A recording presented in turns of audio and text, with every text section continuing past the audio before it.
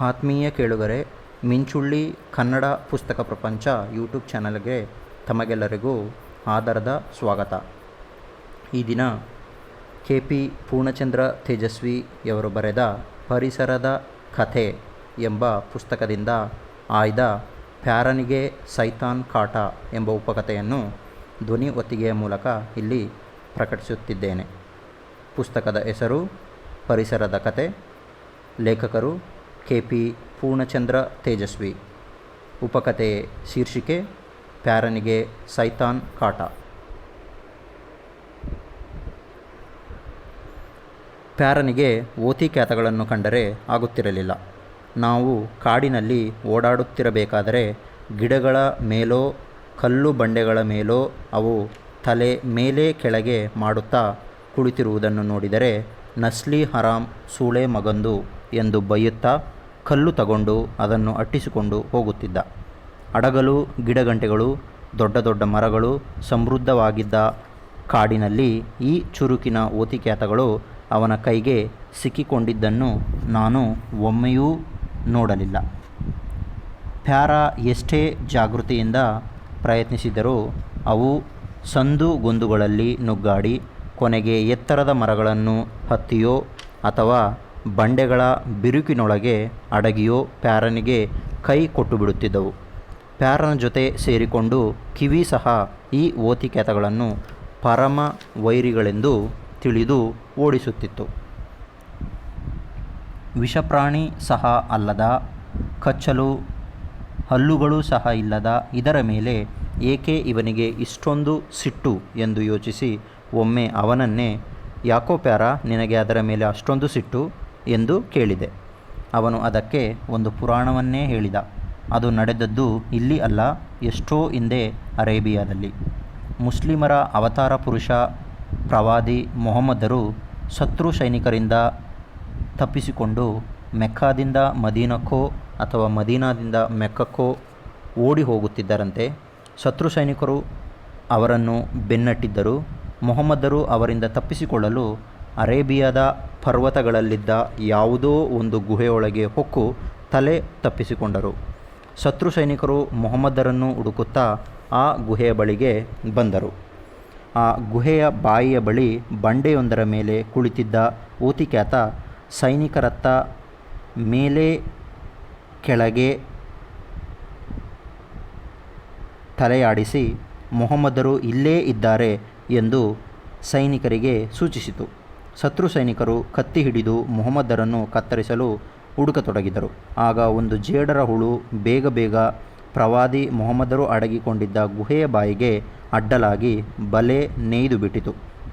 ಸೈನಿಕರು ಗುಹೆಯ ಬಾಯಿಯ ಬಳಿಗೆ ಬಂದು ನೋಡಿದಾಗ ಅಡ್ಡ ಜೇಡರ ಬಲೆ ಇದ್ದುದರಿಂದ ಹಾಗಾದರೆ ಯಾರೂ ಗುಹೆಯೊಳಗೆ ಹೋಗಿರಲಾರರು ಎಂದು ಯೋಚಿಸಿ ಹಿಂದಿರುಗಿದರು. ಅಂತೂ ಜೇಡರ ಹುಳುವಿನ ಸಕಾಲಿಕ ಸಹಾಯದಿಂದ ಮೊಹಮ್ಮದರ ಜೀವ ಉಳಿಯಿತು. ಹಾಗಾಗಿ ಪ್ಯಾರ ಜೇಡರ ಹುಳುಗಳನ್ನು ಹೊಗಳುತ್ತಾ ಓತಿಕ್ಯಾತಗಳನ್ನು ನಸ್ಲಿ ಹರಾಮ್ ಎಂದು ಬೈಯುತ್ತಿದ್ದ. ತನ್ನ ಧರ್ಮದ ಯಾವ ಕಟ್ಟುಪಾಡುಗಳನ್ನೂ ಆಚರಿಸುವ ಗೋಜಿಗೇ ಹೋಗದಿದ್ದ ಪ್ಯಾರ ಇದೊಂದು ವಿಚಾರದಲ್ಲಿ ಮಾತ್ರ ಪಕ್ಕಾ ಧರ್ಮಾಭಿಮಾನಿಯಾಗಿ ಓತಿಕ್ಯಾತಗಳನ್ನು ಅಟ್ಟಾಡುತ್ತಿದ್ದ. ಇಂತಹ ಕಥೆಗಳು, ಕುರುಡು ನಂಬಿಕೆಗಳು ಕೇವಲ ಮುಸ್ಲಿಮರಿಗೆ ಮಾತ್ರ ಸೀಮಿತವಾಗಿಲ್ಲ. ಭಾರತದ ಎಲ್ಲ ಧರ್ಮಗಳ ಪುರಾಣ ಸಾಹಿತ್ಯಗಳಲ್ಲಿ ಇವು ಹೇರಳವಾಗಿವೆ. ಕೈಲಾಸದ ಶಿವ ಗಣಪತಿಗೆ ಆನೆ ತಲೆಯನ್ನು ಜೋಡಿಸಿದನೆಂದೂ ಆ ಆನೆ ತಲೆಯ ಗಣಪತಿಗೆ ಮೂಗಿಲಿ ವಾಹನವೆಂದೂ ಕಥೆಯಿಲ್ಲವೇ? ಈ ಕಥೆಗಳು ಈಗಲೂ ಮನುಷ್ಯರ ಪ್ರತಿಕ್ರಿಯೆಯನ್ನು ನಿಯಂತ್ರಿಸುತ್ತವೆ. ಮನೆಯೊಳಗೆ ಸೇರಿಕೊಂಡ ಇಲಿಗಳನ್ನು ಕೊಲ್ಲುವವರು ಮೂಗಿಲಿಗಳನ್ನು ಮಾತ್ರ ಓಡಿಸುತ್ತಾರೆಯೇ ಹೊರತು ಕೊಲ್ಲುವುದಿಲ್ಲ. ಏಕೆಂದರೆ ಅದು ಗಣಪತಿ ವಾಹನವಾದ್ದರಿಂದ ಅದರ ಮೇಲೆ ಕುಳಿತಿರುವ ವಿಘ್ನೇಶ್ವರನಿಗೆ ಅಪಾಯವಾಗುತ್ತದೆಂದೂ, ಶಿವ ಹಾವುಗಳನ್ನು ಮಫ್ಲರ್ ರೀತಿಯಲ್ಲಿ ಕುತ್ತಿಗೆಗೆ ಸುತ್ತಿಕೊಂಡಿರುವುದರಿಂದ ಇವತ್ತಿಗೂ ಅನೇಕರು ನಾಗರ ಹಾವುಗಳನ್ನು ಹೊಡೆಯುವುದಿಲ್ಲ. ಅಳಿಲು ಸೇವೆ ಎನ್ನುವ ನಾಣ್ಣುಡಿಯನ್ನು ನಾವು ಕೇಳಿಲ್ಲವೇ? ಅಳಿಲು ಶ್ರೀರಾಮನಿಗೆ ಸೇತುವೆ ಕಟ್ಟುವಾಗ ಸಹಾಯ ಮಾಡಿತಂತೆ. ತನ್ನ ಕುಚ್ಚಿನ ಬಾಲವನ್ನು ಮರಳಿನಲ್ಲಿ ಮುಳುಗಿಸಿ ಅದರಲ್ಲಿ ಹಿಡಿದ ಮರಳನ್ನು ಒಯ್ದು ವಾನರರು ಲಂಕೆಗೆ ಕಟ್ಟುತ್ತಿದ್ದ ಸೇತುವೆ ಮೇಲೆ ಕೊಡವಿತಂತೆ. ಅದು ಉದುರಿಸಿದ ಮರಳಿನಿಂದ ಶ್ರೀರಾಮನ ಸೇತುವೆಗೆ ಎಷ್ಟು ಸಹಾಯವಾಯಿತೆನ್ನುವುದು ಬೇರೆ. ಆದರೆ ಅದರ ಭಕ್ತಿ ಮತ್ತು ಶ್ರದ್ಧೆಗೆ ಮೆಚ್ಚಿದ ಶ್ರೀರಾಮ ಅದನ್ನು ಕೈಗೆ ತಗೊಂಡು ಪ್ರೀತಿಯಿಂದ ಅದರ ಬೆನ್ನು ಸವರಿದ. ಶ್ರೀರಾಮನ ಕೈಬೆರಳು ಸವರಿದ ಗುರುತೇ ಅಳಿಲಿನ ಬೆನ್ನು ಮೇಲಿರುವ 3 ಪಟ್ಟೆಗಳು. ಈ ಕತೆ ಎಷ್ಟು ಜನಪ್ರಿಯವಾಯಿತೆಂದರೆ, ಯಾವುದಾದರೂ ಕೆಲಸಕ್ಕೆ ನಾವು ಮಾಡುವ ಅಲ್ಪ ಸ್ವಲ್ಪ ಸೇವೆಯನ್ನು ನಾವು ಅಳಿಲ ಸೇವೆ ಎಂದೇ ಕರೆಯುತ್ತೇವೆ. ಶ್ರೀರಾಮನ ಕತೆ ಗೊತ್ತಿಲ್ಲದವರು ಇಂದು ಅಳಿಲ ಸೇವೆ ಎನ್ನುವ ನಾಣ್ಣುಡಿಯನ್ನು ಮಾತ್ರ ಉಪಯೋಗಿಸುತ್ತಾರೆ. ಇದೇ ರೀತಿಯ ಇನ್ನೊಂದು ನಾಣ್ಣುಡಿ ಎಂದರೆ ಶಿವಪೂಜೆಯಲ್ಲಿ ಕರಡಿ ಬಿಟ್ಟರು ಎನ್ನುವುದು. ನಾನಂತೂ ಶಿವಪೂಜೆ ನಡುವೆ ಕರಡಿಯನ್ನು ಯಾರು ಯಾಕೆ ಒಯ್ದು ಬಿಟ್ಟರು ತಿಳಿಯದೆ ಈ ನಾಣ್ಣುಡಿಗೆ ಮೂಲವಾಗಿ ಯಾವುದೋ ಪೌರಾಣಿಕ ಕತೆ ಇರಲೇಬೇಕೆಂದು ತಿಳಿದು ಅನೇಕ ವೀರಶೈವರನ್ನು ಈ ಬಗ್ಗೆ ಕೇಳಿದೆ. ಯಾರಿಗೂ ಈ ನಾಣ್ಣುಡಿ ಯಾಕೆ ಬಂತೆಂದು ಗೊತ್ತಿರಲಿಲ್ಲ. ಪೂಜೆ ಸಮಯದಲ್ಲಿ ಯಾವುದೋ ಕರಡಿ ನುಗ್ಗಿ ಪೂಜೆ ಹಾಳು ಮಾಡಿರಬಹುದು, ಅದೇ ಕಾಲಕ್ರಮೇಣ ನಾಣ್ಣುಡಿಯಾಗಿದೆ ಎಂದು ಹೇಳಿದರು. ಆದರೆ ಕರಡಿಯೇ ಯಾಕೆ ನುಗ್ಗಬೇಕು? ಹುಲಿ, ಚಿರತೆ, ಕೋತಿ ಯಾವುದು ನುಗ್ಗಿದರೂ ಶಿವಪೂಜೆ ಹಾಳಾಗುವುದಿಲ್ಲವೇ?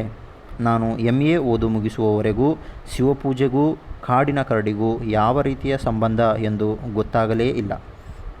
ಅನಂತರ ಒಂದು ದಿನ ಹಿರಿಯರಾದ ಶ್ರೀ ಶಿವರುದ್ರಪ್ಪನವರನ್ನು ಕೇಳಿದಾಗಲೇ ಈ ನಾಣ್ಣುಡಿಯ ನಿಜವಾದ ಸ್ವರೂಪ ಗೊತ್ತಾಗಿದ್ದು. ಶಿವಪೂಜೆ ಸಮಯದಲ್ಲಿ ಬಿಟ್ಟಿದ್ದು ಕರಡಿ ಅಲ್ಲ, ಕರಡಿಗೆ ಎಂದು ವಿವರಿಸಿದರು. ಶಿವಪೂಜೆಗೆ ಬೇಕಾದ ಒಂದು ಮುಖ್ಯ ಪರಿಕರ ಕರಡಿಗೆ. ಅದನ್ನೇ ಬಿಟ್ಟು ಬಂದರೆ ಶಿವಪೂಜೆ ನಡೆಯುವುದಾದರೂ ಹೇಗೆ?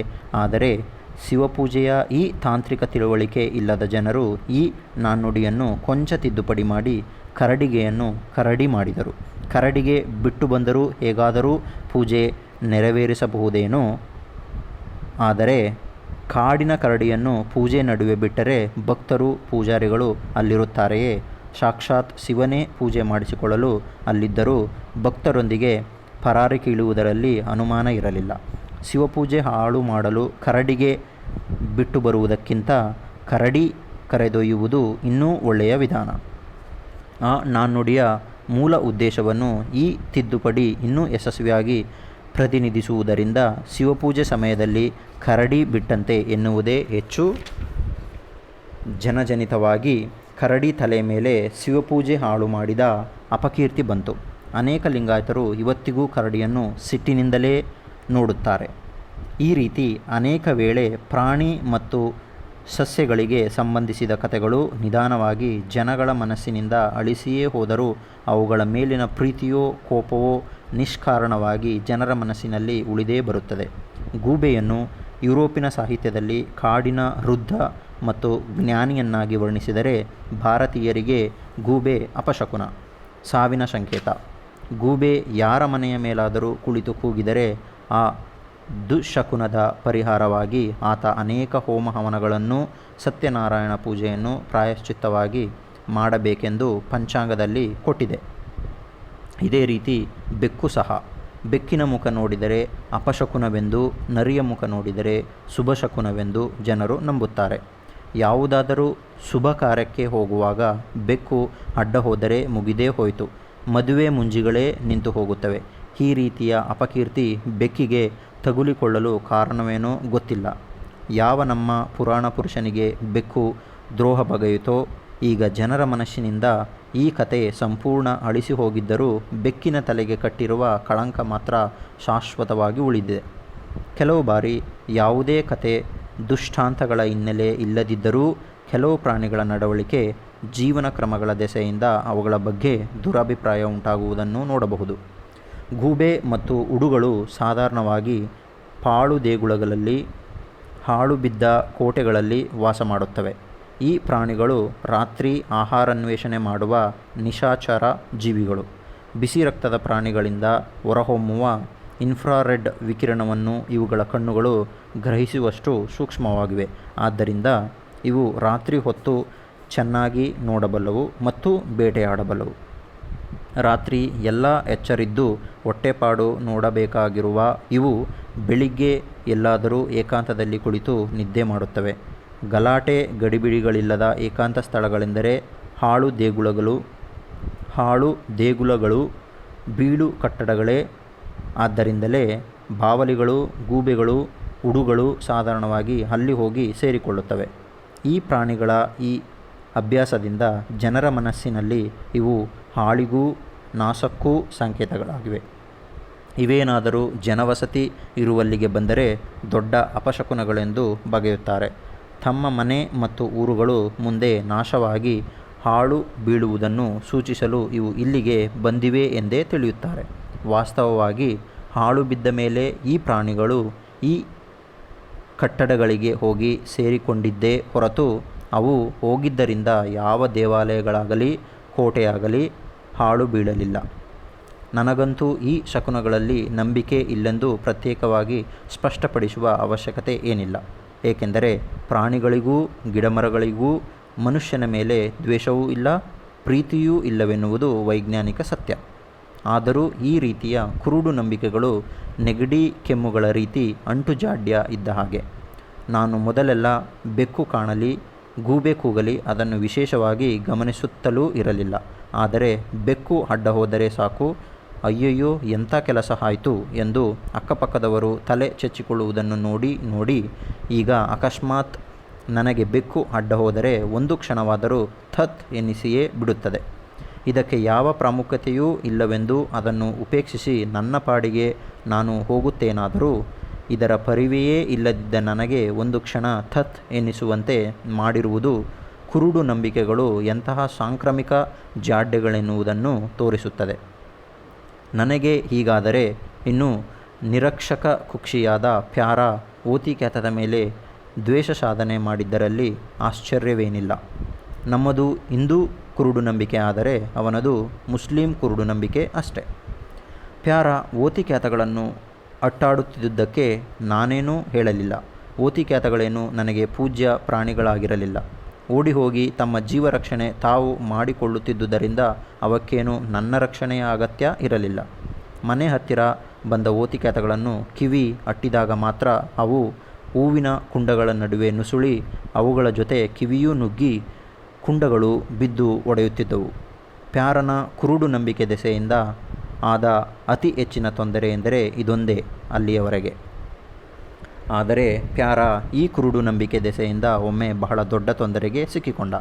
ಅಲ್ಲಿಯವರೆಗೂ ಓತಿಕ್ಯಾತಗಳು ಬರೇ ನಮಕ್ ಹರಾಮ್ ಎಂದು ತಿಳಿದಿದ್ದ ಅವನಿಗೆ ಅವುಗಳು ನಿಜಕ್ಕೂ ಸೈತಾನ್ ಎಂದು ಮನವರಿಕೆಯಾಗಿ ಅವುಗಳ ಹತ್ತಿರ ಸುಳಿಯುವುದನ್ನೇ ಬಿಟ್ಟುಬಿಟ್ಟ. ಜನ್ನಾಪುರದಿಂದ ನಮ್ಮೂರಿಗೆ ಬರುತ್ತಾ ಮಧ್ಯೆ ಸಿಕ್ಕುವ ನಿಡುಗೋಡು ಊರಿನ ಹಿಂದೆ ಒಂದು ವಿಸ್ತಾರವಾದ ಬಯಲಿದೆ. ಆ ಬಯಲಿನಲ್ಲಿ ಯಾವುದೇ ಕುರುಚಲು ಪೊದೆಗಳಾಗಲಿ ಮರಗಳಾಗಲಿ ಇಲ್ಲ. ಆ ಬಯಲಿನಲ್ಲಿ ಹೋಗುವಾಗೆಲ್ಲ ಅಲ್ಲಿದ್ದ ಒಂದು ಹುತ್ತದ ನೆತ್ತಿಯ ಮೇಲೆ ಕೆಂಪು ಮೂತಿಯ ಓತಿಕ್ಯಾತ ತಲೆ ಮೇಲೆ ಕೆಳಗೆ ಆಡಿಸುತ್ತಾ ಕಿವಿಯನ್ನು ಪ್ಯಾರನನ್ನು ರೇಗಿಸುತ್ತಿತ್ತು. ಇವರು ಯಾವಾಗ ಅದನ್ನು ಅಟ್ಟಿಸಿಕೊಂಡು ಹೋದರೂ ಅದು ವೇಗವಾಗಿ ಓಡಿ ಹೋಗಿ ಹುತ್ತದೊಳಗೆ ನುಗ್ಗಿ ಕುಳಿತು ಬಿಡುತ್ತಿತ್ತು. ಒಮ್ಮೆ ನಾವು ಆ ಬಯಲಿನಲ್ಲಿ ಬರುತ್ತಿರಬೇಕಾದರೆ ಶಿಕಾರಿ ಮಂಜಪ್ಪ ಆ ಹುತ್ತವನ್ನು ಅಗೆಯುತ್ತಾ ಇದ್ದ. ನಾನು ಬಹುಶಃ ಅಡಿಗೆ ಒಲೆ ಕಟ್ಟಲು ಹುತ್ತದ ಮಣ್ಣಿಗಾಗಿ ಅಗೆಯುತ್ತಿದ್ದಾನೆಂದು ತಿಳಿದು ಮುಂದುವರಿದೆ.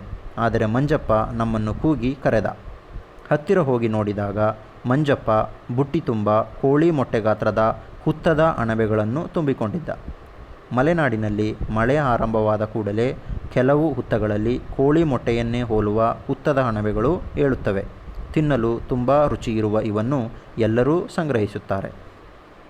ಇನ್ನೂ ಹೊರಬರದೆ ಹುತ್ತದ ಒಳಗೆ ಇರುವ ಅಣಬೆಗಳಿಗಾಗಿ ಮಂಜಪ್ಪ ಗುದ್ದಲಿಯಿಂದ ಹುತ್ತವನ್ನೆಲ್ಲ ಅಗೆದು ನೆಲಸಮ ಮಾಡಿದ್ದ. ನಾವು ಹೋದಾಗ ನಮಗೂ ಅಣಬೆಗಳನ್ನು ಕೊಟ್ಟ. ಅವನ ಹತ್ತಿರ ಅಣಬೆಗಳನ್ನು ತೆಗೆದುಕೊಳ್ಳುವ ಗಡಿಬಿಡಿಯಲ್ಲಿ ನಮಗೆ ಆ ಹುತ್ತದೊಳಗೆ ಸೇರಿಕೊಂಡಿದ್ದ ಓತಿಕ್ಯಾತದ ವಿಷಯ ಮರೆತೇ ಹೋಗಿತ್ತು. ಅಣಬೆ ತೆಗೆದುಕೊಂಡು ಮನೆ ದಾರಿ ಹಿಡಿದ ನಾವು ಬಯಲಿನಲ್ಲಿ ಕೊಂಚ ದೂರ ಬಂದಿದ್ದೆವು. ಅಲ್ಲೇ ಹುಲ್ಲಿನೊಳಗೆ ಅಡಗಿಕೊಂಡಿದ್ದ ಓತಿಕ್ಯಾತ ಹೊರಬಿದ್ದು ಓಡತೊಡಗಿತು. ಅದು ಹೊರಗೆಲ್ಲೋ ಇರಬೇಕಾದರೆ ಮಂಜಪ್ಪ ಹುತ್ತ ಹಗೆದು ನೆಲಸಮ ಮಾಡಿದ್ದ. ಓತಿಕ್ಯಾತ ಹೊರಗೆ ಓಡಿದ ಕೂಡಲೇ ಪ್ಯಾರಾ ಅರೆರೆ ನಮಕ್ ಹರಾಮ್ ಎಂದು ಅದಕ್ಕೆ ಹೊಡೆಯಲು ಬಯಲಿನಲ್ಲಿ ಕಲ್ಲಿಗಾಗಿ ಹುಡುಕಾಡಿದ. ಆ ಬೋಳು ಬಯಲಿನಲ್ಲಿ ಅವನಿಗೆ ಓತಿಕ್ಯಾತ ಹೊಡೆಯಲು ಏನೂ ಕಾಣಲಿಲ್ಲ. ಕೊಂಚ ದೂರದಲ್ಲಿದ್ದ ಕಿವಿಯನ್ನು ಕೂಗಿ ಕರೆದು ಚೂಚೂ ಎನ್ನುತ್ತಾ ಬಯಲಿನಲ್ಲಿ ಅದರ ಹಿಂದೆ ಓಡಿದ. ಈ ಸಾರಿ ಓತಿಕ್ಯಾತ ನಿಜಕ್ಕೂ ತೊಂದರೆಗೆ ಸಿಕ್ಕಿತು. ಅದಕ್ಕೆ ಆ ಬಯಲಿನಲ್ಲಿ ಅಡಗಲು ಗಿಡಗಂಟೆಗಳಾಗಲಿ ಹತ್ತಲು ಮರವಾಗಲಿ ಇರಲಿಲ್ಲ. ಹುತ್ತದಲ್ಲಿ ಸೇರಿಕೊಳ್ಳಲು ಸಾಧ್ಯವಾಗದಂತೆ ಮಂಜಪ್ಪ ಅದನ್ನು ನೆಲಸಮ ಮಾಡಿ ಮುಚ್ಚಿದ್ದ. ಪ್ಯಾರನಿಗೆ ಓತಿಕ್ಯಾತದಷ್ಟು ವೇಗವಾಗಿ ಓಡಲು ಸಾಧ್ಯವಿಲ್ಲದಿದ್ದರೂ ಕಿವಿಗೆ ಸಾಧ್ಯ ಇತ್ತು. ಪ್ಯಾರನ ಗಲಾಟೆ ನೋಡಿ ಓಡಿ ಬಂದ ಕಿವಿ ಓತಿಕ್ಯಾತ ಕಂಡು ಅಟ್ಟತೊಡಗಿದ ಕೂಡಲೇ ಪ್ಯಾರ ನಿಂತ. ಓತಿಕ್ಯಾತ ಸಾಕಷ್ಟು ವೇಗವಾಗಿ ಓಡುತ್ತಿತ್ತು. ಜೊತೆಗೆ ಕಿವಿ ಅದನ್ನು ಸಮೀಪಿಸಿದೊಡನೆ ಚಕ್ಕನೆ ದಿಕ್ಕು ಬದಲಿಸಿ ಓಡಿ ಕಿವಿಯನ್ನು ಸಾಕಷ್ಟು ದಣಿಸುತ್ತಿತ್ತು. ಆದರೆ ಶಾಶ್ವತವಾಗಿ ತಪ್ಪಿಸಿಕೊಳ್ಳಲು ಅದಕ್ಕೆ ಬಯಲಿನಲ್ಲಿ ಏನೂ ಇಲ್ಲದುದನ್ನು ನೋಡಿ ಕಿವಿಯ ಬಾಯಿಂದ ತಪ್ಪಿಸಿಕೊಳ್ಳುವ ಕೊನೆ ಪ್ರಯತ್ನವಾಗಿ ಓಡಿ ಬಂದು ಕಿವಿಯನ್ನು ಉರಿದುಂಬಿಸುತ್ತಾ ನಿಂತಿದ್ದ ಪ್ಯಾರನ ಕಾಲುಗಳನ್ನೇ ಮರದೋಪಾದಿಯಲ್ಲಿ ಹತ್ತಿ ಚಡ್ಡಿ ಒಳಗೆ ನುಗ್ಗೇ ಬಿಟ್ಟಿತು. ಓತಿಕ್ಯಾತ ಹಠಾತ್ತನೆ ಮಾಯವಾದುದನ್ನು ನೋಡಿ ಮುಂದೇನೆಂದು ತಿಳಿಯದೆ ಕಿವಿ ಅತ್ತಿತ್ತ ಹುಡುಕಾಡಿತು. ಓತಿಕ್ಯಾತ ಪ್ಯಾರನ ಚಡ್ಡಿ ಒಳಗೆ ನುಗ್ಗಿದ್ದರ ಪರಿಣಾಮ ಮಾತ್ರ ಭೀಕರವಾಗಿತ್ತು. ಬಹುಶಃ ಓತಿಕ್ಯಾತ ಅವನ ಚಡ್ಡಿ ಒಳಗೆ ನುಗ್ಗಿ ಅಡಗಿಕೊಳ್ಳಲು ಪ್ರಶಸ್ತ ಜಾಗಕ್ಕೆ ಹುಡುಕಾಡಿತ್ತೋ ಏನೋ. ಪ್ಯಾರ ತನ್ನ ಮರ್ಮ ಸ್ಥಾನಗಳಿಗೆ ಅದಿನ್ನೇನು ಕಚ್ಚಿಕೊಳ್ಳುತ್ತದೆ ಎಂದು ಊಹಿಸಿ ಕೈಯಲ್ಲಿದ್ದ ಅಣಬೆಗಳನ್ನು ಬಿಸಾಕಿ ಅಯ್ಯಯ್ಯೋ ಅಯ್ಯಯ್ಯೋ ಎಂದು ಅರ್ಥನಾದ ಮಾಡುತ್ತಾ ದೆವ್ವ ಹಿಡಿದವನಂತೆ ಎರ್ರಾಬಿರ್ರಿ ಕುಣಿದ. ಕಿವಿಯಂತೂ ಅವನ ಚೀರಾಟಕ್ಕೂ ಕುಣಿತಕ್ಕೂ ಹೆದರಿ ದೂರವೇ ಹೋಯಿತು. ಓತಿಕ್ಯಾತ ಅಪಾಯಕಾರಿ ಪ್ರಾಣಿ ಅಲ್ಲವೆಂದು ಚೆನ್ನಾಗಿ ಗೊತ್ತಿದ್ದರಿಂದ ನನಗೇನೋ ಅಂಥ ಗಾಬರಿ ಆಗಲಿಲ್ಲ. ಆದರೂ ಚಡ್ಡಿ ಒಳಗೆ ಸೇರಿಕೊಂಡಿದೆಯಲ್ಲ ಎಂದು ಗಡಿಬಿಡಿಯಾಯಿತು. ಚಡ್ಡಿ ಕೊಡಕೋ ಎಂದು ಕೂಗಿದೆ. ಪ್ಯಾರನಿಗೆ ಹುಚ್ಚು ಹಿಡಿದಂತಾಗಿತ್ತು. ಯಾರ ಸೂಚನೆಯೂ ಕಿವಿಗೆ ಕೇಳದಂತೆ ಅವನೇ ಕೂಗುತ್ತಿದ್ದ. ಮಾನ ಮರ್ಯಾದೆಗಳಿಗೆ ಗಮನ ಕೊಡದಷ್ಟು ಹೆದರಿಕೆ ಉಲ್ಬಣಿಸಿ ಕುಣಿಯುತ್ತಲೇ ಚಡ್ಡಿ ಬಿಚ್ಚಿದ. ಚಡ್ಡಿ ಯಾವಾಗ ಸಡಿಲ ಮಾಡಿದನೋ ಓತಿಕ್ಯಾತಕ್ಕೆ ಇನ್ನೂ ಮೇಲೆ ಹತ್ತಲು ಅವಕಾಶ ಆಯಿತು. ಅದು ಅವನ ಸೊಂಟದ ಮೇಲೆ ಹತ್ತಿ ಅಂಗಿಯೊಳಗೆ ನುಗ್ಗಿ ಅಲ್ಲೆಲ್ಲ ಗುಳುಗುಳು ಕಚಗುಳಿ ಇಟ್ಟಿತು. ಈ ಪೀಡೆ ಮೈ ಮೇಲೆ ಮುಂದುವರಿದಿದ್ದನ್ನು ನೋಡಿ ಪ್ಯಾರ ಇನ್ನೂ ಗಾಬರಿ ಬಿದ್ದ. ಚಡ್ಡಿ ಮೇಲೆ ಕಟ್ಟಿಕೊಳ್ಳಲು ವ್ಯವಧಾನ ಇಲ್ಲದೆ ಅದನ್ನು ಕೈಬಿಟ್ಟ. ಅದು ಕೆಳಗೆ ಬಿತ್ತು. ಅಯ್ಯಯ್ಯೋ ಅಯ್ಯಯ್ಯೋ ಎಂದು ಇನ್ನೂ ಗಟ್ಟಿ ಕೂಗುತ್ತಾ ಅಂಗಿ ಬಿಚ್ಚತೊಡಗಿದ. ತಾರಾಸ್ವರದಲ್ಲಿ ಸೂಚನೆಗಳನ್ನು ಕೂಗುತ್ತಿದ್ದ ನನ್ನನ್ನು, ಕಿರಿಚಿಕೊಂಡು ಕುಣಿದಾಡುತ್ತಿದ್ದ ಪ್ಯಾರನನ್ನು ನೋಡಿ ಬುಟ್ಟಿ ಹೊತ್ತುಕೊಂಡು ಮನೆ ಕಡೆಗೆ ಹೊರಟಿದ್ದ ಮಂಜಪ್ಪ ಬುಟ್ಟಿ ಕೆಳಗಿಟ್ಟು ಏನೋ ಭಯಂಕರ ಅಪಾಯ ಸಂಭವಿಸಿದೆ ಎಂದು ತಿಳಿದು ಓಡಿ ಬಂದ. ಅವನು ಬರುವ ಹೊತ್ತಿಗೆ ಪ್ಯಾರ ಅಂಗಿ ಕಳಚಿ ಬರೀ ಬೆತ್ತಲಾಗಿ ನಿಂತಿದ್ದ. ಓತಿಕ್ಯಾತ ಪ್ಯಾರನ ತಲೆ ಮೇಲೆ ಹತ್ತಿ ಇದೇನೋ ರೆಂಬೆ ಕೊಂಬೆಗಳಿಲ್ಲದ ಮರ ಎಂದು ತಿಳಿಯಿತೋ ಏನೋ ಅಲ್ಲಿಂದ ಕೆಳಗೆ ಹಾರಿ ಓಡಿತು. ಮಂಜಪ್ಪ ಬಂದು ಗಾಬರಿಯಲ್ಲಿ ಏನಾಯಿತು ಎಂದು ಕೇಳಿದಾಗ ನಾನು ಓತಿಕ್ಯಾತ ಮೈ ಮೇಲೆ ಹತ್ತಿತ್ತು ಎಂದು ಹೇಳಿದೆ. ಮಂಜಪ್ಪ ನಗಲಾರಂಭಿಸಿದ. ಆದರೆ ನಾವು ಹೆಚ್ಚು ಹೊತ್ತು ನಗಲಾಗಲಿಲ್ಲ. ಪ್ಯಾರನ ತಲೆಯ ಮೇಲಿಂದ ನೆಗೆದು ಓಡುತ್ತಿದ್ದ ಓತಿಕ್ಯಾತ ಕೊಂಚ ದೂರ ಓಡುವುದರೊಳಗಾಗಿ ಮತ್ತೆ ಕಿವಿ ಕಣ್ಣಿಗೆ ಬಿತ್ತು. ಎಲ ನಿನ್ನ ಸಿಕ್ಕಿದೆಯಾ ಎಂದು ಮತ್ತೆ ಕಿವಿ ಅದನ್ನು ಬೆನ್ನಟ್ಟಿತು. ಓತಿಕ್ಯಾತ ಅಲ್ಲಿಲ್ಲಿ ಓಡಾಡಿ ಕೊನೆಗೆ ಕಿವಿ ಬಾಯಿಂದ ತಪ್ಪಿಸಿಕೊಳ್ಳಲು ಅನ್ಯ ಮಾರ್ಗ ಕಾಣದೆ ಬಯಲಿನಲ್ಲಿ ನಿಂತಿದ್ದ ನಮ್ಮ ಕಾಲುಗಳ ಕಡೆಗೆ ಓಡಿ ಬಂತು. ಅಯ್ಯಯ್ಯೋ ಮತ್ತೆ ಬಂತು ಸೈತಾನ್ ಎಂದು ಕೂಗುತ್ತಾ ಕೆಳಗೆ ಬಿದ್ದಿದ್ದ ಅಂಗಿ ಚಡ್ಡಿಗಳನ್ನು ಎತ್ತಿಕೊಂಡು ಪ್ಯಾರ ಬರೀ ಬೆತ್ತಲೇ ಓಡತೊಡಗಿದ. ನನ್ನ ಪ್ಯಾಂಟೊಳಗೆ ನುಗ್ಗಿದರೆ ಏನು ಗತಿ ಎಂದು ನನಗೆ ಗಾಬರಿಯಾಯಿತು. ಪ್ಯಾರನ ಹಿಂದೆ ನಾನು, ನನ್ನ ಹಿಂದೆ ಶಿಕಾರಿ ಮಂಜಪ್ಪನೂ ಓಡತೊಡಗಿದೆವು. ಬೆಳಿಗ್ಗೆ ಎದ್ದು ಗರಿಗರಿ ಪಂಚೆ ಉಟ್ಟುಕೊಂಡು ಬಸ್ಸಿಗೆ ಹೊರಟಿದ್ದ ಅಣ್ಣೇಗೌಡರು ನಾವಿಬ್ಬರೂ ಬೆತ್ತಲೆ ಹುಡುಗನೊಬ್ಬನನ್ನು ಅಟ್ಟಿಸಿಕೊಂಡು ಓಡಿ ಬರುತ್ತಿರುವುದನ್ನು ನೋಡಿ ದಿಗ್ಭ್ರಾಂತರಾಗಿ ನಿಂತರು. ಅವರಿಗೆ ತಾವು ಓಡಬೇಕೋ ಅಥವಾ ಹುಡುಗನನ್ನು ಹಿಡಿಯಬೇಕೋ ತಿಳಿಯಲಿಲ್ಲ. ಅವರ ಬಳಿಗೆ ತಲುಪುವಷ್ಟರಲ್ಲಿ ಬೆನ್ನ ಹಿಂದೆ ಓತಿಕ್ಯಾತ ಇರಲಿಲ್ಲ. ಅದೆಲ್ಲೋ ಮಧ್ಯೆ ಅಡ್ಡದಾರಿ ಹಿಡಿದು ಓಡಿರಬೇಕು. ಒಂದೆರಡು ನಿಮಿಷದ ಅನಂತರ ಕಿವಿಯೂ ಬಂತು. ಮೂಢರಂತೆ ನಿಂತು ನೋಡುತ್ತಿದ್ದ ಅಣ್ಣೇಗೌಡರಿಗೆ ಆದುದ್ದೇನೆಂದು ವಿವರಿಸಿದಾಗ ಅವರೂ ಬಿದ್ದು ನಕ್ಕರು. ಇನ್ನು ಬೆತ್ತಲೆ ನಿಂತು ಸುಧಾರಿಸಿಕೊಳ್ಳುತ್ತಿದ್ದ ಪ್ಯಾರನಿಗೆ ಥೂ, ಚಡ್ಡಿ ಹಾಕ್ಕೊಳ್ಳೋ ಮಾರಾಯ, ಬೆಳಿಗ್ಗೆ ಎದ್ದು ನಿನ್ನ ಮುಕಳಿ ದರ್ಶನ ಆಗಿದೆ, ಏನೇನು ಗ್ರಾಚಾರ ಕಾದಿದೆಯೋ ನಮಗೆ ಎಂದು ಮಂಜಪ್ಪ ಪ್ಯಾರನಿಗೆ ಬೈದ. ಇಲ್ಲಿಗೆ ಕೆ ಪಿ ಪೂರ್ಣಚಂದ್ರ ತೇಜಸ್ವಿಯವರ ಪರಿಸರದ ಕತೆ ಪುಸ್ತಕದಿಂದ ಆಯ್ದ ಪ್ಯಾರನಿಗೆ ಸೈತಾನ್ ಕಾಟ ಎಂಬ ಉಪಕತೆ ಮುಗಿಯಿತು. ಕೇಳುಗರಿಗೆ ಧನ್ಯವಾದಗಳು. ಈ ಧ್ವನಿ ಹೊತ್ತಿಗೆ ತಮಗೆ ಇಷ್ಟವಾದಲ್ಲಿ ಲೈಕ್ ಬಟನನ್ನು ಒತ್ತಿರಿ ಮತ್ತು ಇನ್ನೂ ಹೆಚ್ಚು ಕಥೆಗಳಿಗಾಗಿ ಸಬ್ಸ್ಕ್ರೈಬ್ ಬಟನನ್ನು ಒತ್ತಿ ಸಹಕರಿಸಿ. ಧನ್ಯವಾದಗಳು.